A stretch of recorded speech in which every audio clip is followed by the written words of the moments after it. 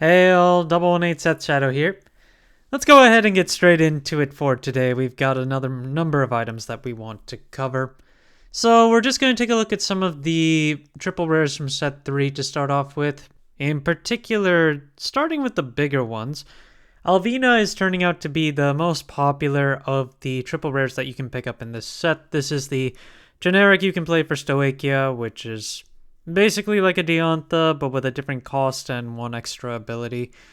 And then the card itself right now, the triple rare is running out of quantities. We've got 7 listings starting from $15. And the silver rare is not too far ahead of it right now. $17.50 is the base listing, but the market price on that one is in the 20s right now. But it has 21 listings overall. So really it's just a matter of how many listings are that low right now. I guess when you switch it around, there's only one that's actually underneath $18, and then after that, it's at least $18.50 to pick up. So as long as the triple rare continues to stay under low quantity like this, the silver rare is probably going to stay about this high, if not higher. Then we keep going to Forkalore, which is a generic card that you can use for dark states. Currently, this one has a lot of listings available among all of its listings, and starts at around $13 for the triple rare with 20 listings that you can pick from. The silver rare is higher though, at a base of $22 and a market price just above it at around $23, and the FFR here is around $63, which is a little bit of a drop from its market price of around $66.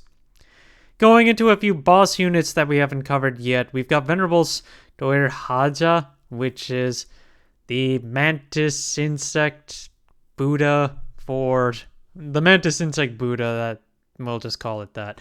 In any case, it has 26 listings available on its triple rare, starting from 40 cents, so it's really cheap to pick up right now. The silver rare has a big gap in between it though at $18.50, and I recall pre-orders for this one being as low as $3 previously, so hard to imagine that it can sell at that much, especially when the triple rare is so low.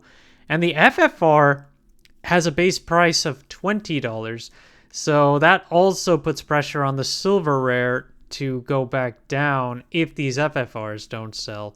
There are 13 listings on the FFR and only 6 listings on the silver rare, which further adds the pressure to keep the silver rare under control.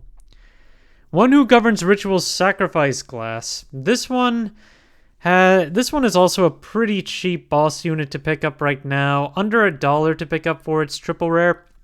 FFR is also under $20 for its base listing, but the market price is around $21. Silver rare on this one is more reasonable than what we saw earlier. It's $4 right now with 14 listings, and it's $4.74 for the market price on that one. And then the secret rare of this one is available for $140 at this point. We got new reveals of Liael-Amorta's support, including one additional card that we didn't get to see in the anime yet.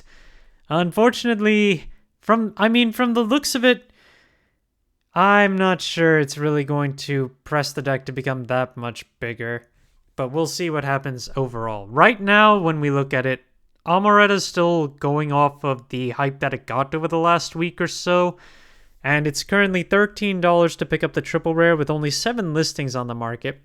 The silver rare only has 10 listings at $25 to start with, but there are 20 listings available on the FFR right now at $42 to start. We also have both the secret and the DSR from this set, which you have $150 on the secret rare and $275 right now to pick up the DSR for their base values. And you'll be able to pick up a promo version of this card come the BCS when you participate in I think it was the quiz. That gives it off as a prize. Gragion. This is a rare that you can pick up from set 2. Can be played in most different cater decks, as it's about as splashable as Saragon is, where this card, instead of drawing you a card like Saragon does, it gives you a counter charge instead, and just requires that you played a card via a skill. Well, via a unit that has divine skill, so Not as splashable, I should say. It's really only usable in Reziel and Amorta at this point. But right now it's really cheap to pick up. 10 cents to start off with a market price of around 26 cents. And FR, there's no silver rare of this card, there's only an FR. It's under $2 to pick up, but has a market price just under $2, a little bit higher than the actual base listing.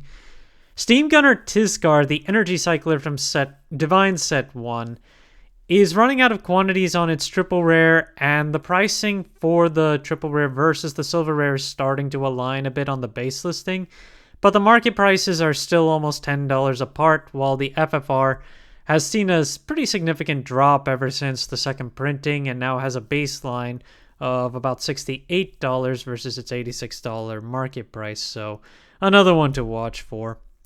We've also got Time Turner Dragon Clockwise, which got a massive buyout on Harry's news much earlier in the month. Well, I guess it was last month. We're in September now. But with Harry's reveals all out now, testing is underway, and there's a good chance we'll see Clockwise see play in Harry in general just to maintain pieces. Right now, it's the most expensive of the discard cyclers to pick up from 2024. $12.50 is the base price, and $60 base price if you want to pick up the FFR. There are only 2 FFR listings, but there are 16 listings on the triple rare. Radiance Caliburn is slowly moving its way up in price. The base listings are over $9.50 right now, with the market price being $9.14. But this card has been as low as $4 in terms of sales, and just looking at it overall, a lot of listings still sell for $8 to $9, but you can see that the lowest sell as we go along continuously makes its way up from $7 to $8. And so I'd watch this one as it's continuing to make its way up, and the market price is just slowly creeping up.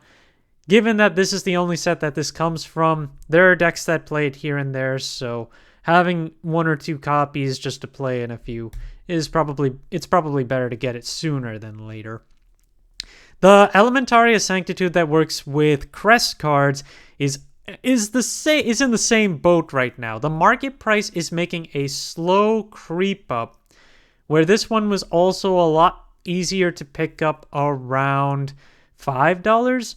But the market price is now $6, and the base listing that you can pick up for has been slowly making its way upward, and now base listings are all almost $7 a piece to pick this card up. So another one to watch for, even though the standard Elementaria Sanctitude will likely see more play overall, having a copy or 2 of this is not a bad idea. Direful Provenzidia. We haven't seen any real support for Direful Dolls coming out with the last few sets, so just taking another look at one of their main support cards from set 1. 40 listings on the double rare. The card is still around $1 to pick up. The silver rare and the FR are about the same in terms of their base listing, and market price is not too far off with about $1 in difference, a little bit higher than that. The silver rare is still the most expensive to pick up, but given that the FR is not too far behind it, the silver rare is probably a better pickup if you're looking to build Direful Dolls. Myrina Esperidia.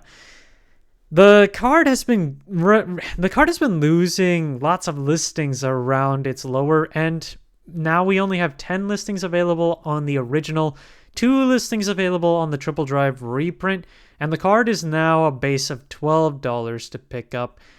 And when it comes to the SP and the DSRs that are available, the SP is currently in the $30 range, also with 10 listings. And the DSR is a base of $129 with 7 listings. So this card has been making its way upward ever so slowly. I mean, it's been up and down quite a lot with its different playable decks where you might have seen it get used. Like Shiranui may still play it. It has premium applications. Playing it in Mahir Nirvana is still a thing, but then Mahir Nirvana doesn't really play much. And even Griffogila used this, but Grifogila's also fallen off, so yeah, why it's going up like this at this point is kind of a question mark, given that there isn't any new deck in the format that's really looking at it from what I understand. Unless someone else wants to enlighten me on that. Gathering Upon Me, Ye Wandering Souls, one of the most common order cards to play in Stoichia right now. Just another note on how the Triple Drive booster set seems to always be lower on listings in comparison to originals, but they're still around the same price. It's a $2 base to pick up either the Triple Drive or the Set 4 version, and there are 16 listings on the Set 4 version versus 3 listings on the Triple Drive reprint. And the SP is available for $14 base, market price 16-ish, so basically a $15 card at this point. Blitz stuff is starting to see some renewed interest, but Bergina is one of the ones that has fallen off overall, where this card was moving upwards to $15 and even $20 for its triple rare. And the FFR was selling in the 50 plus range for some time. Now the FFR has a base listing of 28 and the triple rare is down to about $7.50 with a market price under $10 at this point. So this one, I don't think it's going to see as much play, although that also depends on just which variant of Welstra that we will end up playing with it in the future. And I'll talk a bit more about that with the next card after this. But before that, Blitz Assistant Sortian, which is still a good resource card to play for Welstra. Just a note that the double rare and the FR are both around the same base price, and market price wise, they're only about $1 in difference. But the double rare only has 8 listings compared to the FR's 13 listings at this point. Looking at it a bit more in detail, if we look, there are only 2 listings left for the double R that are $2.50 and under, and after that it's a $5 card. Whereas there are a number of copies on the FR right now at about $3. So on top of that, one of the sellers has 4 copies, so if you want to get a full playset of FRs, that's actually a pretty good chance. This is the card that I want to talk about when it comes to Welstra, Swing by Dragon. So there is a new promo variant of Welstra that also works as Osterm, which is what Swing by Dragon supports. So if we end up getting that promo Welstra, it will end up being a conflict between Divine Welstra and this new promo, or I guess they call it Black Welstra, where this card is a very good support card to consider for doing additional attacks in that variant of the deck. Basically, if you don't have this card, but you're anticipating we'll get that promo, which I don't know if we will, it's still not bad to have a few of these in your pocket, given that every single one of them is under $1. The silver rare, the frame rare, and the regular double rare are all under $1 to pick up, and the double rare is still under 50 cents based on its market price. Elmadar, the green jeweled beast, is overall just staying steady around $5-6 right now. And now when it comes to its base pricing, it's more like $7 to pick up.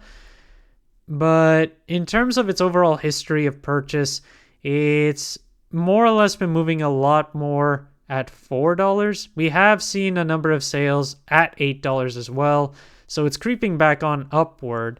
But it's still a drop off from how the market price used to stay more stable over closer to $8. In any case, the Jewel Beasts are not seeing massive gains anymore, like how Topaz did, the Cater Sanctuary one. So they're not going to be way too expensive, but they're certainly much higher than the chump change that they used to be in the past. Diablo's Rapid Carrier Geno. This one is also running low on listings again. Now it's about $1 to pick up, and the market price has been making its way upward. When it comes to where the listings are consolidated, we do have a few copies around $1, and then they get closer to $3 if you want to pick it up after that. A few of the triggers from 2023's Festival Booster are still in the $2 range, like Madawazu, which is the Dragon Empire variant, and Gambling Juggler, the Dark States heal trigger.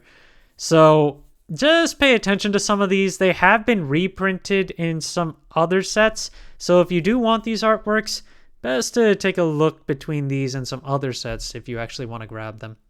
Listener of Truth Dindrain has a lot of listings on the market right now, and being from set 11, that's no surprise. Ultimately, though, as a double rare, it's still one of those that's holding over $1, and the market price on the double rare is currently $2, while the market price on the FR is just over $4, but base listing on the FR is $249, and if we take a look at it in more detail, it makes its way upward with very few quantities amongst the listings. After that, it goes over 3, and if you add shipping to the next one, that's also over 3. Ultimately, just not as many copies on the FR when it comes to the lower listings. There have been buyouts going on some of the Stoichia full art SPs like LG Pixie. There are only 2 listings on this one now, and it's starting off at $40 when you consider the shipping right now. They have been selling in the 20 range, almost up to $30. I myself ended up selling off a playset of these for about 28, just for reference. Abyss Temptation is also moving. Only 2 listings on this one as well. Base price on this one's $30, and it's a full playset that's available for that. After that, it's $35. For reference again, this is the critical trigger you can get from set 1. Cardinal Fang Raphthalog. This is the sneak preview promo that you get from set 3, which is really cheap to pick up right now. Granted, we already saw some of Orphis' new supports, so there isn't much hype surrounding that. But at $1.50 and it being the only printing, for those who are interested in Orphis down the line, I wouldn't be surprised to see this get a sudden buyout at some point unless it gets reprinted first. So getting it at $150 is honestly not bad. It could still go down though if Orphis does not get any additional support. Prelude of Genesis also saw a drop off in value after getting bought out into the 20s some time back. The price is back down, but the base one currently has a higher base listing than the foil does, but the market pricing is still around $15, $16 for both. And the last card for today is going to be Sylvan Horn Beast End Picks, where the holofoil versions of this card have been bought out to the point of $10 with market prices between $4 to $5 at this point. The regular ones, I mean, there are 4 different variants of this card. 2 of them are foil, 2 of them are not. But for the non-foils, they're holding around $5 to $6, and the number of listings overall between these, not that many. Overall, there are 17 listings of this card between its foil and its non-foil, and the market prices of the non-foils are somewhat higher than what the base listings are right now. Thank you guys for watching. If you liked the video, please like and subscribe if you haven't already, and I will see you guys later.